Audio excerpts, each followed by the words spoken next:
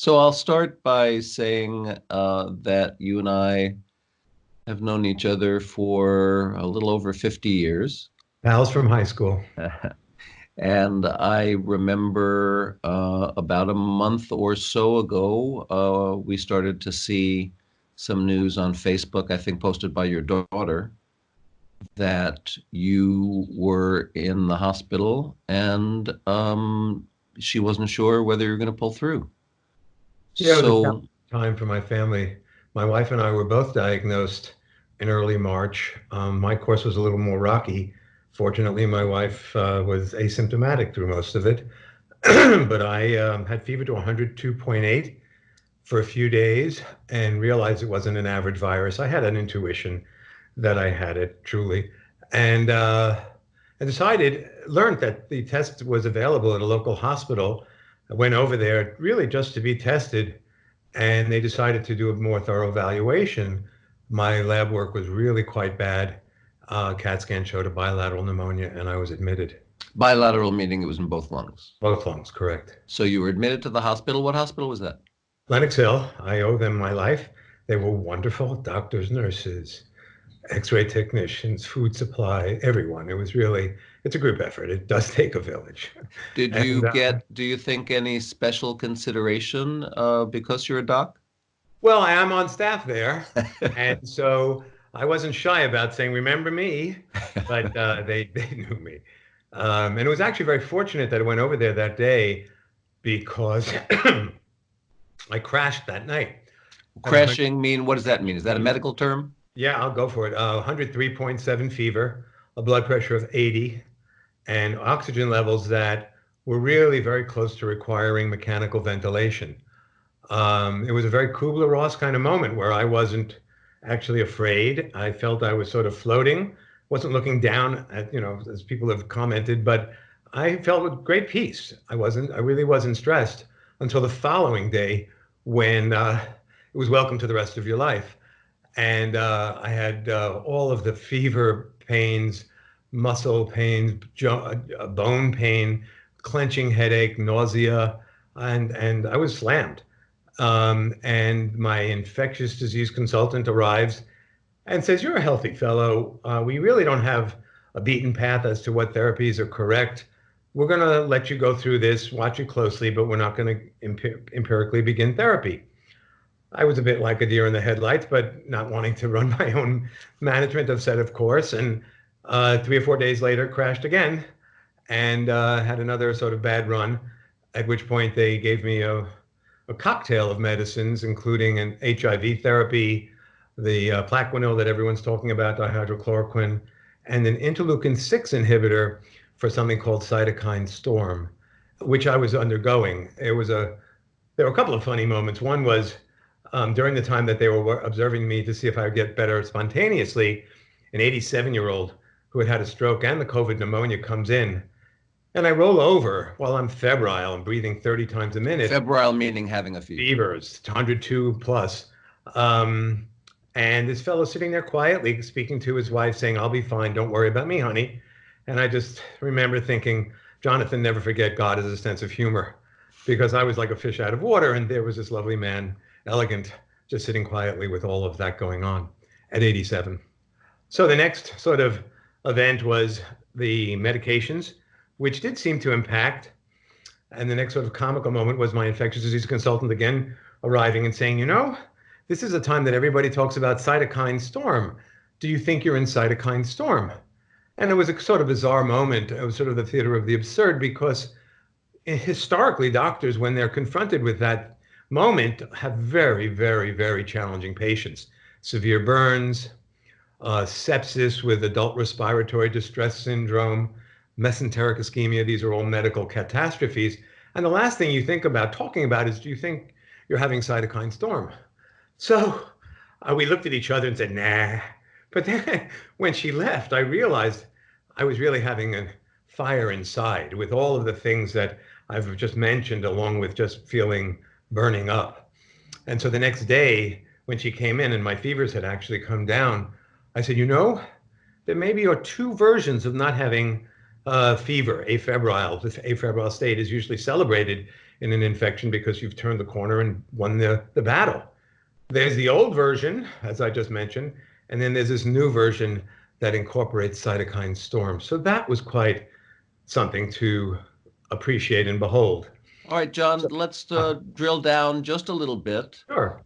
into this cytokine storm. First, can you unpack, what that word might mean? And second, really go into a little more depth about how your body was feeling at that point. What is cytokines? Cytokines are chemicals that are not stored in the body but are produced upon some event. So pretend you cut yourself a modest cut. The cytokines might even be elaborated locally to kill bacteria. And that's why most of us get away with a modest cut without much to do with general care. When you are confronted with a very serious illness, as I mentioned, um, sepsis, burns, Sepsis and meaning, a bloodborne infection, okay. you have this dysregulation of cytokines, and there are many. And that's when you feel what I was just explaining, this panoply of various symptoms that we really generally don't talk to patients about because they're so sick, there's really not much communication. But there I was with my infectious disease consultant debating whether I was in cytokine storm, and it was curious. So I And was. again, the cytokine storm meaning that your lungs are on fire, your bones are on fire, everything inside you feels Internally, like it's on fire. that's right. Internally, you're just really sick. I was having a clenching headache, like a toothache throughout my whole head. I had profound nausea. My bones and muscles hurt in ways that I don't even know how to describe. I was breathing at 30 times a minute, but saying to her, I don't think I'm in cytokine storm. I mean, we know what that looks like. That's people who are crashing and burning. So it was a curious moment of no longer being as toxic as I was with fevers, but still being as sick as I was with this other issue, which ultimately went away. And one of the medications was specifically intended to address it, this monoclonal antibody used to suppress interleukins. Um, so I lost 10 pounds in 11 days. I have been, for the first time in my life, having asthma as a pulmonologist. Again, I appreciate God's sense of humor. And yet, slowly but surely, I sense over time, I'm home about a week, that I'm getting stronger. All right. Now, you had mentioned, and as I've described this to other folks, this is one of the things that is most troubling and evocative to them, talking about your cough and what happened in that time when you were coughing, Oh, and yes. brought up some stuff from your lungs. Can you tell me about that? Yes, it took a week for me to actually produce sputum. I had this dry, intense hacking cough, which subsequently was accompanied with wheeze. And when I finally brought up a sputum, it was jet black. And I had been looking at sputum for 40 years as a physician and had never seen a sputum specimen quite like that. And it dawned on me I was coughing up necrotic lung, dead lung, because this virus has a propensity to involve the lung quickly.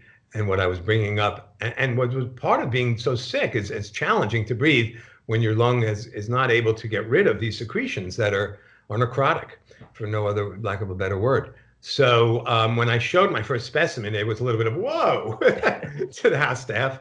But that has taken some time to abate. To those who understand a little bit of this, my oxygen levels still go down when I walk, but I hope to see that improve. It's improving slowly. But I was on high flow oxygen, just shy of intubation throughout a lot of my stay in the hospital. So high flow oxygen, but you were not on the ventilators that Right. we talk so much about. You never actually were on a ventilator. I was very lucky. I did not end up quite that sick. All right, John, I'm taking a deep breath because it seems to me that you've been through hell, and that's one thing. But really, the notes that we were getting from your family were that you might or might not come back to us. There Uh, were two specific moments when I was in trouble. Um, I would share with others that I was never afraid for no other reason.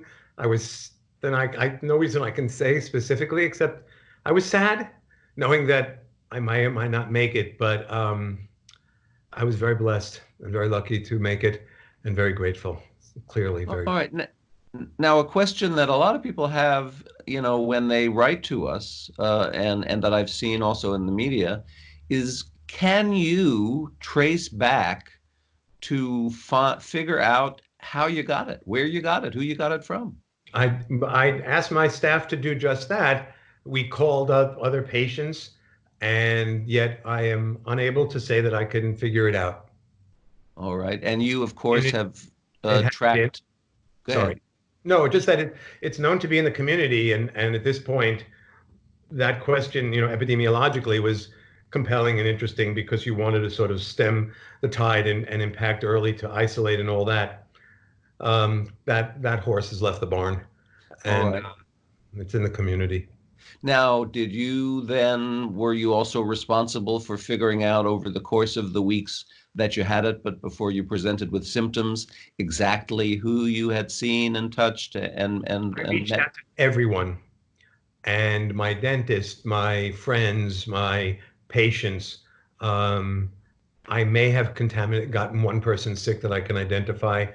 It's challenging to be sure because the incubation period, as people know, is 10 to 14 days, and there are many things that go on during that time frame. And so I'm not sure, except I knew of the illness, and so had no longer been handshaking and blowing kisses, calling them corona kisses from afar, clearly keeping some distance and observing what is in the world of a physician appropriate behavior. But no, I actually cannot say that I understand how I got it or why I became so sick. But I'll say one thing, I'm looking to donate antibodies. I have been registered now at Mount Sinai as well as the New York Blood Bank. I'm working on that now. And I hope to be able to return to the community some of the good fortune that I experienced. All right. Now, just a couple of quick questions. As a doctor whose specialty is lungs and pulmonology, do you think that as a society we're doing everything we need to be doing to stem the tide of this disease? That's a really good question. It's a bit political.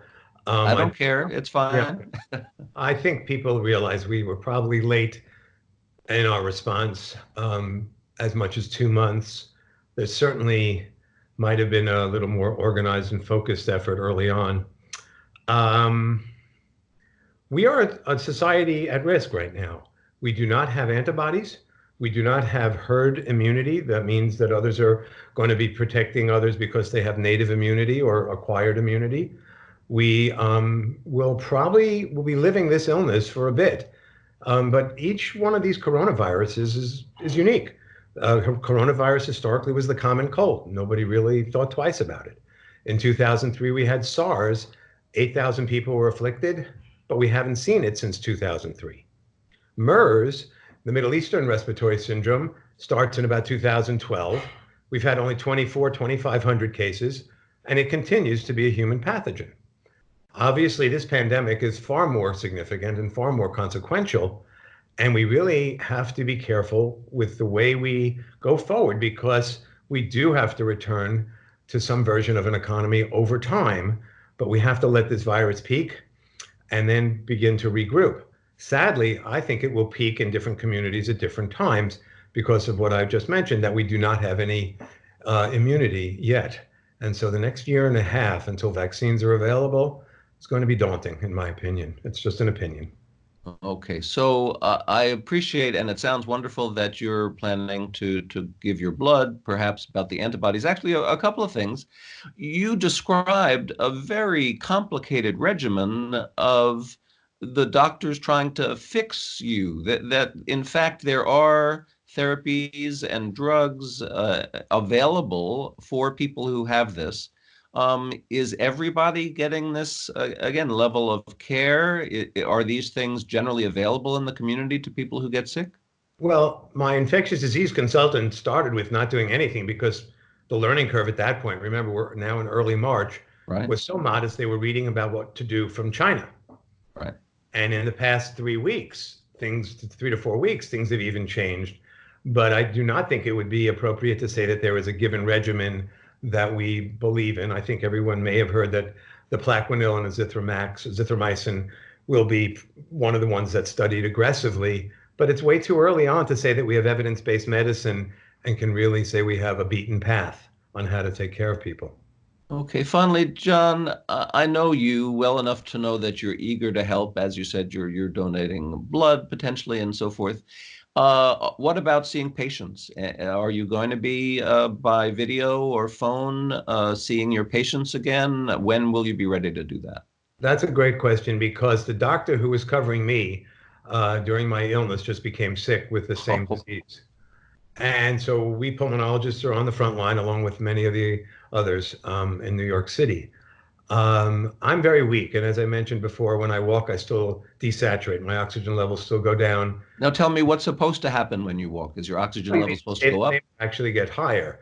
And so to people who understand, my oxygen level was around 94, 95. When I walk, it goes down to 88, which is enough to need oxygen. But I am, as a pulmonologist, capable of understanding what to do and all of that.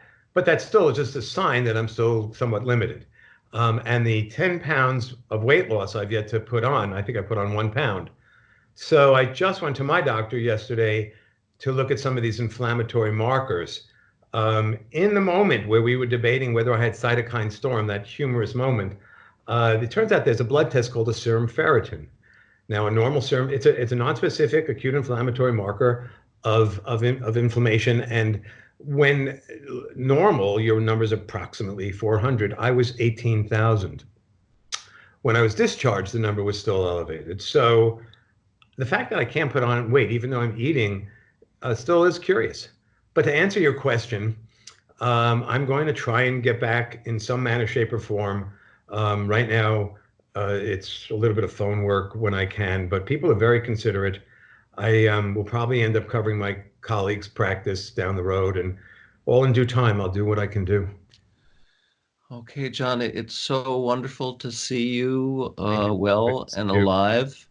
Um, and thank you for sharing this. We'll get this up on the web, and people in our community will be able to hear directly from someone who's got this, and hear, that you weren't afraid, but that you marshaled all your strength and pulled through. I have a daughter who's getting married in August. That was a little bit of motivation as well. Thanks, So thank you for John. the opportunity to share, and it's great to catch up. Thanks, Johnny. I love you. Same here. Love you, Steve. Bye-bye.